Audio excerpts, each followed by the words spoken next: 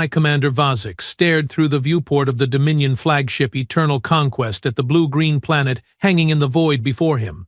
Such a primitive, unsuspecting world. His four eyes blinked in sequence, a gesture of anticipation among the Kravorn. "What a miserable little mudball," he said, mandibles clicking with each syllable. "And yet, resource analysis says it contains the largest concentration of Quantium-40 in this sector." Strategic Officer Lorix approached from behind, her exoskeleton gleaming under the ship's ambient lighting. "The inhabitants call it Earth, High Commander. Their civilization is pre-warp, barely achieved lunar visitation. Assessment indicates minimal resistance capability." Vazix let out a rumbling sound from his throat sacs, the Kravorn equivalent of a laugh. "Ah, another species about to learn their place in the cosmic hierarchy. How many worlds does this make now, Lorix? 57? 58? 63 subjugated planets," High Commander Lorix corrected, tapping data into her neural interface.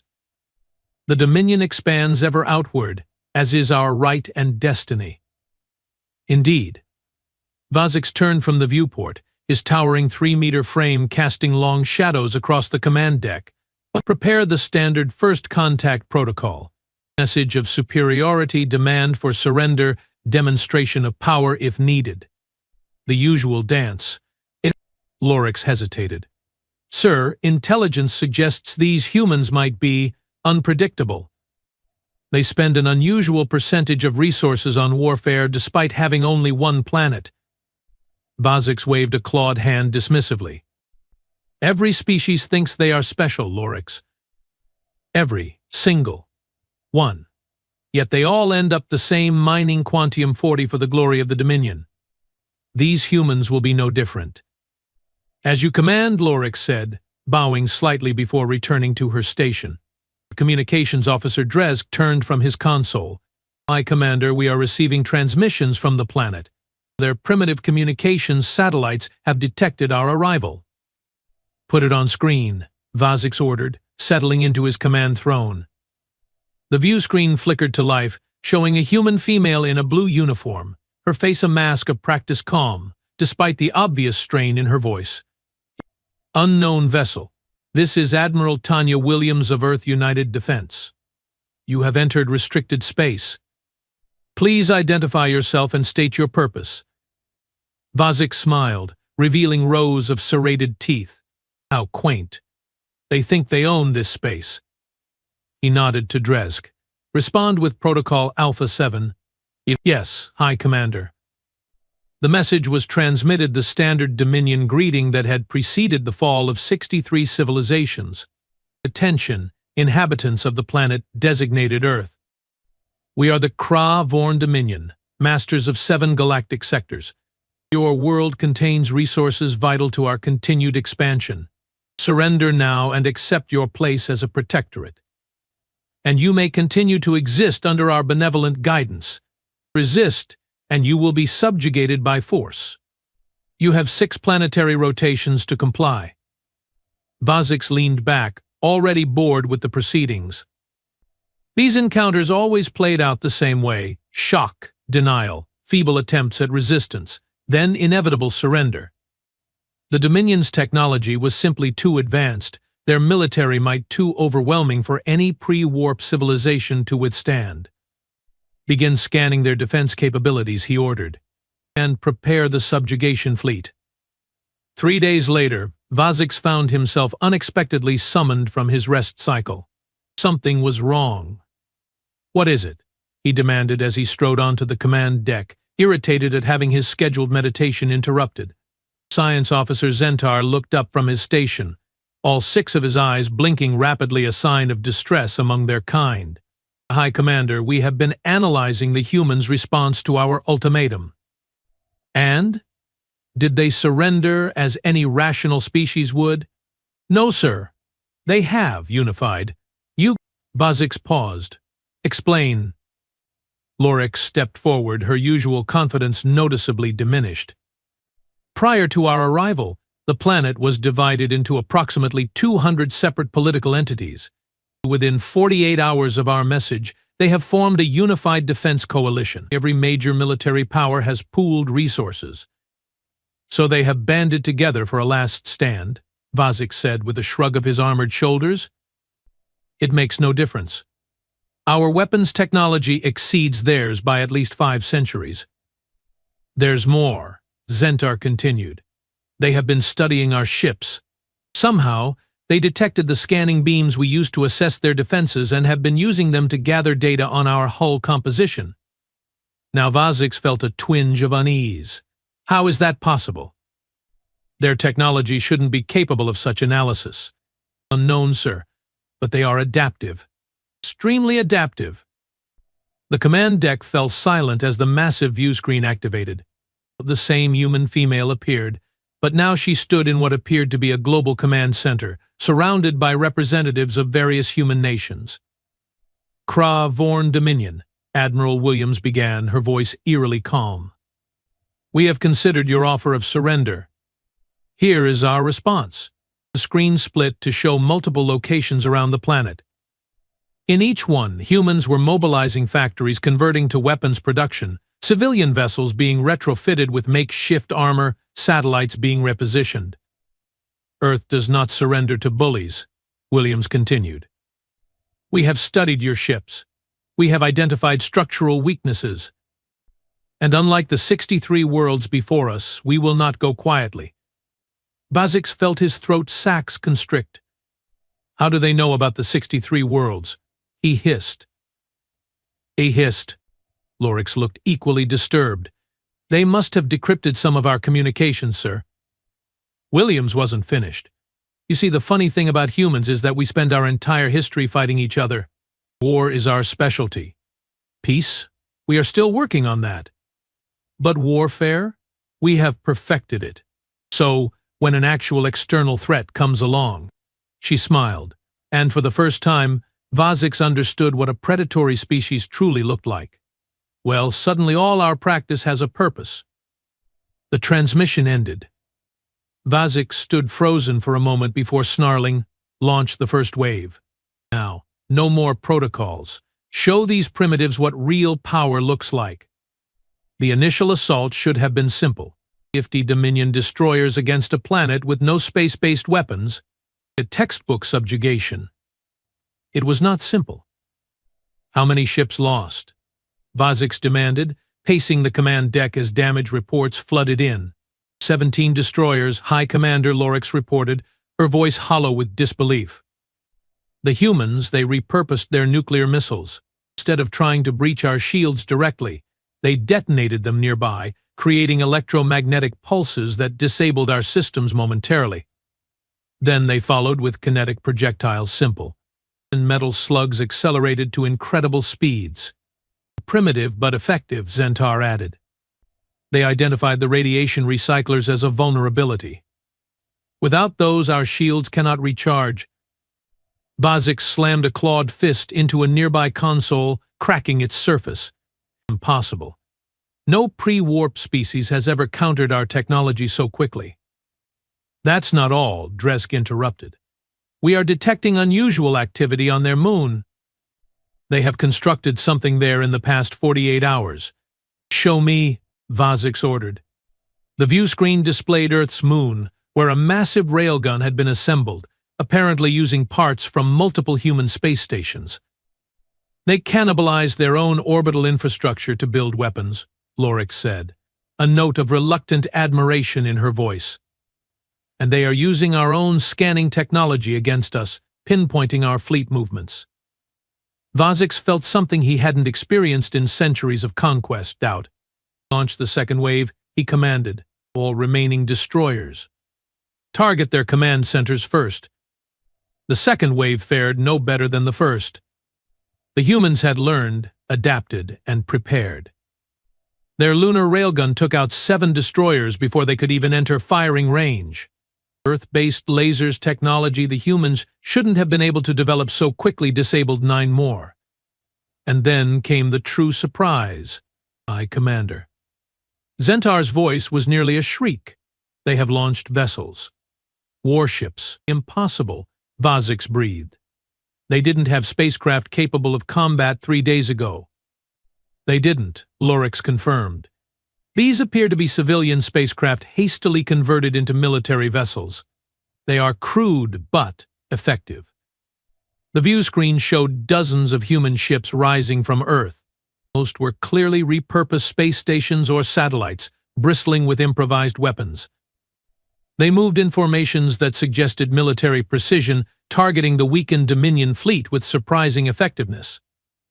They are communicating on frequencies we considered too primitive to monitor, Dresk reported, coordinating their attacks across all fronts. A human voice crackled over the command deck speakers. They'd hacked into the Dominion's communication system somehow. Attention, Krah-Vorn vessels. This is General Marcus Reed of the Earth Defense Force. You came expecting sheep. You found wolves. Each of your ships we destroy gives us more of your technology to use against you. I suggest you reconsider your position while you still have ships to retreat in. Vazix roared in fury. Bring the flagship into attack position. I will lead the final assault myself. Lorix stepped forward, mandibles tight with tension. High Commander, I must advise against this course of action. The humans have demonstrated capabilities far beyond our initial assessment. We should withdraw and reassess. Withdraw? Vazix spat the word like poison. The Dominion does not withdraw. We conquer. We subjugate. We are the apex predators of this galaxy. With respect, sir, Lorix said quietly, I believe we may have encountered another apex predator. The Eternal Conquest moved into Earth orbit, its massive form dwarfing the improvised human fleet. This was the flagship of the Dominion, a vessel that had witnessed the fall of dozens of civilizations. Its weapons systems could glass continents. All batteries, prepare to fire, Vazix commanded. Target their largest population centers. Let's see how quickly their unity crumbles when their cities burn. But before the order could be carried out, alarms blared across the command deck. Multiple breaches reported in lower decks. A security officer shouted, "We are being boarded." Boarded? Vazix couldn't comprehend it. How? Our shields are at full strength. They used our own supply transporters against us, Zentar explained, checking the data with growing horror. When we recalibrated our shields to counter their EMP attacks, it created a harmonic vulnerability in our transporter frequencies. They piggybacked on our supply drones' return signals. Seal all bulkheads. Vazix ordered. Deploy security teams. But it was too late. The humans had studied Krah-Vorn ship design from the destroyed destroyers. They knew exactly where to strike. They are heading for the central power core, Lorix reported. And they have planted devices throughout the ship, some kind of explosive packages. Vazix felt true fear ripple through his exoskeleton. Evacuate the command staff to the escape vessels. Now. As the command crew rushed to comply, the view screen activated one final time. Admiral Williams stared back at him, her expression grim but satisfied. You know what your biggest mistake was, Commander Vazix? You gave us time. 6 days, you said. 6 days to prepare, to study, to learn. You should have just attacked immediately. Vazix snarled, How do you know my name? Williams smiled. We broke your encryption 20 minutes after you sent your first message. We know everything about the Dominion now. Your homeworld coordinates, your fleet deployments, your technological weaknesses. This isn't over, Vazix growled. The Dominion spans 7 sectors. This is merely one fleet. Oh, I'm counting on that, Williams replied. Because here's what happens next. We are going to take your ships, what's left of them, and your technology. We are going to reverse engineer everything. And then, Commander Vazix, we are going to pay your Dominion a visit. Because if there's one thing humans hate more than anything else, it's a bully. Lay. The transmission cut off as the first explosions rocked the flagship. Vazix stood amid the chaos of his crumbling command, facing a truth no Krah-Vorn had ever had to confront. They had awoken something terrible in the darkness of space. Not just another civilization to be conquered, but a species forged in the fires of their own conflicts, tempered by millennia of warfare against themselves. And now that violence, that terrible efficiency, had found a new target. The Dominion had wanted Earth's resources. They would instead face Earth's wrath. Zix's escape pod tumbled through space, its systems barely functional after the hasty departure from the disintegrating flagship. Through the small viewport, he watched the Eternal Conquest break apart, great chunks of Dominion engineering now reduced to orbiting debris around the accursed blue planet. 64, he muttered to himself. 64 worlds we conquered without significant resistance. And then this. The pod's communication system crackled to life. "Hi, Commander. This is Strategic Officer Lorix. Do you read me?" "I read you," Vazix responded, his voice hollow. "Status report. 8 escape vessels accounted for, including yours and mine. Science Officer Zentar and Communications Officer Dresk are confirmed lost.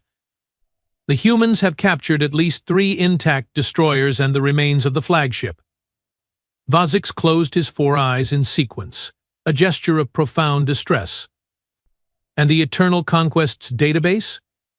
A pause. "Still intact when we evacuated, sir. If they access it.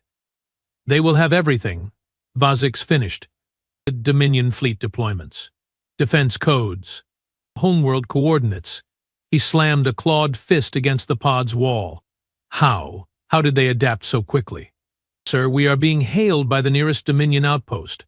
Relay Station Praxis 9 has dispatched recovery vessels. Estimated arrival? 6 hours. Good. Once we are aboard, send an emergency transmission to High Command. Classification, extinction event." "Extinction event?" Lorix's voice betrayed her shock. "But sir, that classification hasn't been used since. Since the Hive Mind Collective in Sector 17, yes. And we all remember how that ended." Vazix stared at the slowly receding Earth. "This is worse, Lorix. The Collective was predictable in its expansion. These humans, they are chaotic, innovative. They turned our own technology against us within days. Do you really believe they pose an existential threat to the Dominion?" Vazix recalled Admiral Williams' final words, the predatory smile on her alien face. "Yes," he said simply, "I do." 3 months later, Vazix stood before the Grand Council of the Kra-Vorn Dominion on the homeworld of Kra Magna.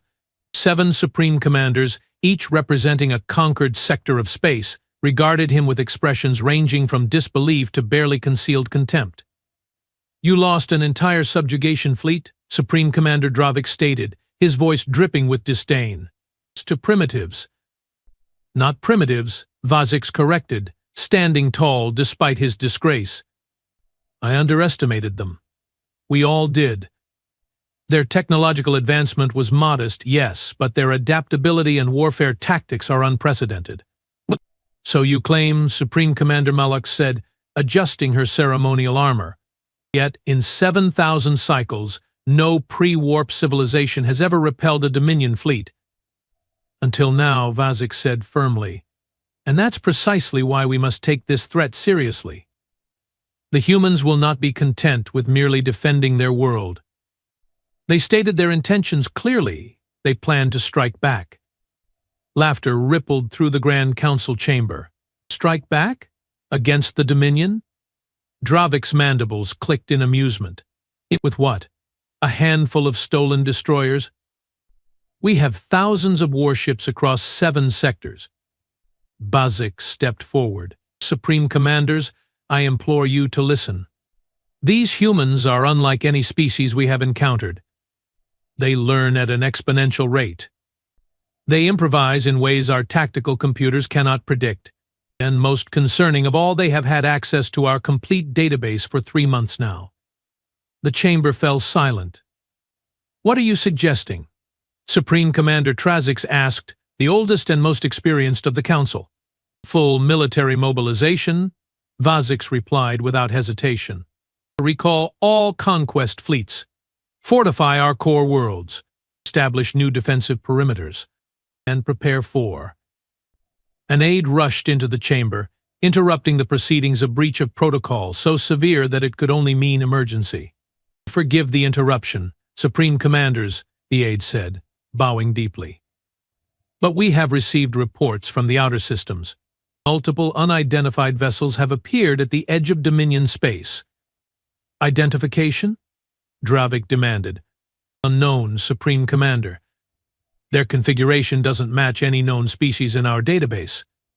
"But," the aide hesitated. "Speak freely," Trazix commanded. "They appear to be Dominion vessels, but modified, heavily modified." Vazix felt his exoskeleton grow cold. "They are here already," he whispered. Aboard the Earth vessel Retribution, formerly the Kra-Vorn destroyer Merciless Victory, Admiral Tanya Williams studied the tactical display. Surrounding her were not just military personnel, but scientists, engineers, and civilian specialists from dozens of Earth nations. "Fleet status report," she ordered. Colonel Hiroshi Tanaka stepped forward. "All vessels reporting ready, Admiral." "Operation Pushback is a go." Williams nodded, surveying the bridge. Just 3 months ago, humans had never ventured beyond their own moon.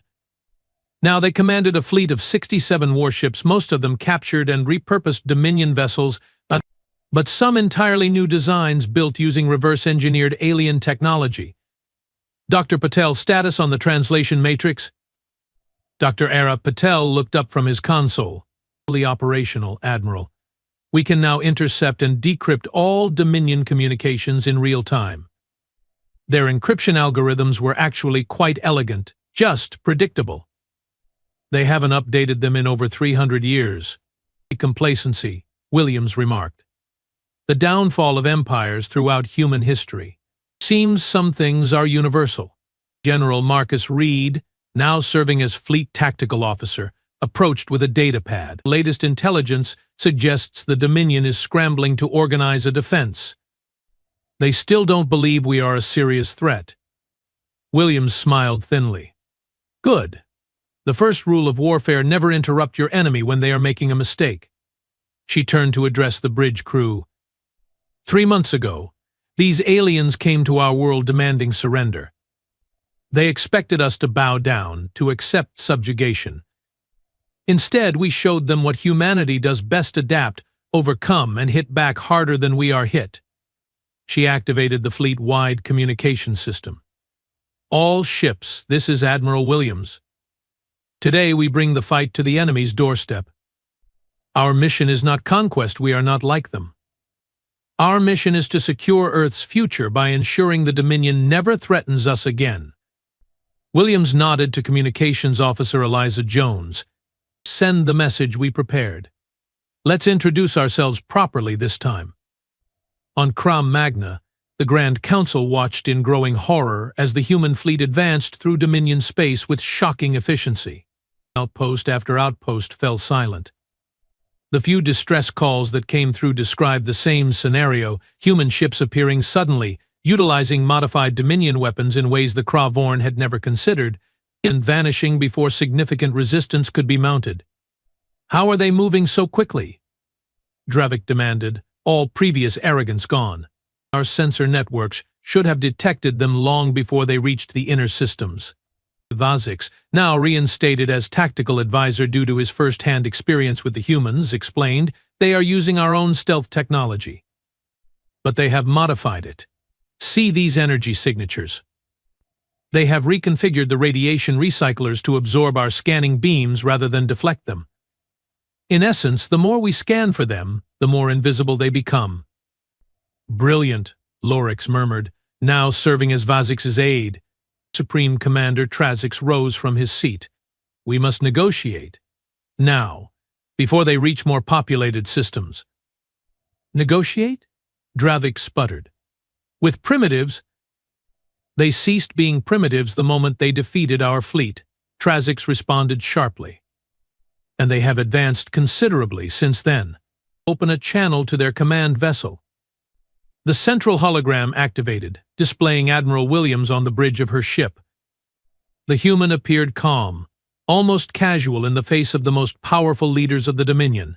Supreme Commanders of the Krah-Vorn Dominion, she began, not waiting for them to speak first. My name is Admiral Tanya Williams of Earth. I believe one of you has already had the pleasure of meeting us. Vazix stepped forward. We have indeed, Admiral. Your adaptability was most impressive. Funny how that works, Williams replied. Turns out when you threaten a species with extinction, they get pretty motivated to survive. Who would have thought? Dravik bristled at her tone. You will show proper respect when addressing the Grand Council. Williams raised an eyebrow. Respect is earned, not demanded. Your empire has subjugated 63 peaceful worlds through intimidation and violence. From where I'm standing, you haven't earned anything but our contempt.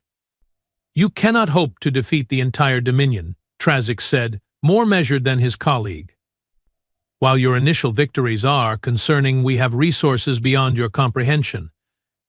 Oh, we comprehend them quite well, Williams countered. We have had 3 months with your complete database, remember? We know exactly what you have, where it is, and how to counter it. But here's the good news. We are not here to defeat you. The Supreme Commanders exchanged glances. Then what do you want? Trazix asked carefully. Williams leaned forward. Terms. Non-negotiable terms. First, the immediate liberation of all 63 subjugated worlds. Second, a demilitarized zone extending 5 light-years in all directions from Earth. Third, technology exchange protocols that benefit all species, not just the Krah-Vorn. Preposterous, Dravik exclaimed. The Dominion has ruled for 7,000 cycles. We will not be dictated to by. A junior communications officer interrupted. Supreme Commanders, we are receiving reports that the humans have disabled the planetary defense grid. Their ships are in orbit around Krah-Magna. They could strike at any moment. Silence fell over the chamber. How is this possible? Malox whispered. The defense grid has never been breached. Vazix stepped forward again. Because you designed it to repel enemies who think like you do. The humans don't. They never have. Williams' expression remained neutral. You have 1 hour to consider our terms. To show good faith, we won't fire on your homeworld during that time. But to demonstrate our resolve. The hologram split to show a Dominion military shipyard in orbit around Krah-Magna's second moon. As they watched, precision strikes from cloaked human vessels disabled the facility without destroying it. Casualties, Williams noted, just making a point. The transmission ended. Trazix turned to his fellow commanders. We have no choice. Their tactics are unpredictable, their technology advancing too rapidly. We cannot surrender to primitives. Dravik insisted, though his voice lacked conviction. They are not primitives, Vazix said firmly. Not anymore. And they never will be again. We have awakened something that should have been left alone. It's a species that spent its entire history fighting itself, perfecting the art of warfare against its own kind. And now, thanks to us, they have a common enemy and technology to match their aggression. Lorix stepped forward, data pad in hand. Analysis of their attack patterns shows they have been deliberately avoiding civilian targets. They could have caused massive casualties but chose not to. I believe their terms are sincere. Trazix nodded slowly. Then we accept their terms. And we hope they are more merciful conquerors than we have been. 6 months later, Vazix stood on an observation platform overlooking the newly established Galactic Cooperative Council on the neutral world of Terminus Prime. Below, representatives from Earth mingled with delegates from the formerly subjugated worlds and even some Krah-Vorn diplomats. Lorix joined him at the railing. Quite a change from a year ago, wouldn't you say, Vazix? He nodded, no longer bearing the title of High Commander. Indeed. The Dominion reduced to 1 sector, 63 worlds free for the first time in generations, and humans everywhere. They kept their word, Lorix observed. They didn't conquer us when they could have. No, Vazix agreed. That's what makes them so fascinating. They could have destroyed us, enslaved us as we would have done to them. Instead, they forced us to the negotiating table. Created this, he gestured at the council chamber below. Do you think we will ever truly understand them? Bozix watched as Admiral Williams, now Ambassador Williams, laughed at something a representative from the aquatic knoll havoc species said. No, their strength isn't just in their adaptability or their warfare. It's in their contradictions. They are violent yet merciful, individualistic yet unified, primitive yet innovative. A dangerous species to make an enemy of, Lorix said. Yes, but perhaps, Bozix paused, considering a notion that would have been unthinkable to any Krav-Vorn a year ago. Perhaps an even more valuable species to have as allies. Below, the inaugural session of the Galactic Cooperative was about to begin. Representatives from 90 worlds, including Earth, and Kra Magna took their seats. For the first time in 7,000 cycles, the Krav-Vorn would not be dictating terms but participating as equals. As Ambassador Williams took the podium to deliver the opening address, Bozix reflected on the chain of events that had led to this moment. The Dominion had wanted Earth's resources, just another conquest in millennia of expansion. Instead, they found something far more valuable, a lesson in humility, and perhaps a better way forward. The Dominion had wanted Earth's resources. They received humanity's innovation instead, and the galaxy would never be the same.